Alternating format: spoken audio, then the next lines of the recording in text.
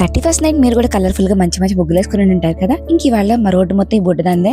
ఒకటి గమనించారా, ప్రతి న్యూ ఇయర్ కి అందరు కలర్స్ తో ముగ్గులు వేస్తారు. ఎందుకో తెలుసా? ఆ ముగ్గులనే మన లైఫ్ కూడా ఇయర్ మొత్తం అంతే కలర్ఫుల్ గా ఉండాలని అట్లా వేస్తారంట. మీకు ఇంకేదైనా రీజన్స్ తెలుసా మర్చిపోకుండా కమెంట్ చేయండి. సరేకి సరదాగా మనం చర్చకు కూడా వచ్చేసాము. ఎవ్రీ ఇయర్ చర్చ్ లో మెసేజ్ థీమ్ కి రిలేటెడ్ గానే ఇట్లా ఫొటోస్ దిగడానికి ఒక ప్లేస్ భలే అరేంజ్ చేస్తారు. బాగుంది కదా చూడటానికి. ఇక్కడ వింత ఏంటంటే మా మమ్మీని వెతుక్కుండా మా చెల్లి లేదు, మా చెల్లి వెతుక్కుండా మా మమ్మీ వెళ్లారు. అలా వెళ్ళి లోపల కాసేపు మెసేజ్ విన్నాము. ఈ లోపు నా పక్కన ఈ బొడ్డోడు ఉన్నాడు. అసలు అబ్బా, వీడి టాలెంట్ అంతా ఇంత కాదు, ఎంత సిగ్గుపడుతున్నాడో.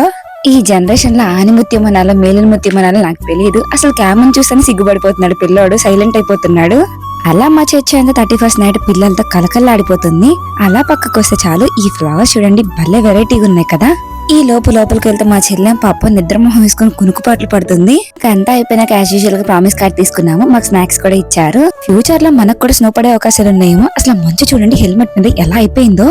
ఏమనుకుంటున్నారు మరి? మీరందరూ ఈ 2026 లో టు బీ సక్సెస్ఫుల్ పర్సన్ గా ఉండాలి మనస్ఫూర్తిగా కోరుకున్నా. సబ్స్క్రైబ్ చేసుకుని మర్చిపోద్దు.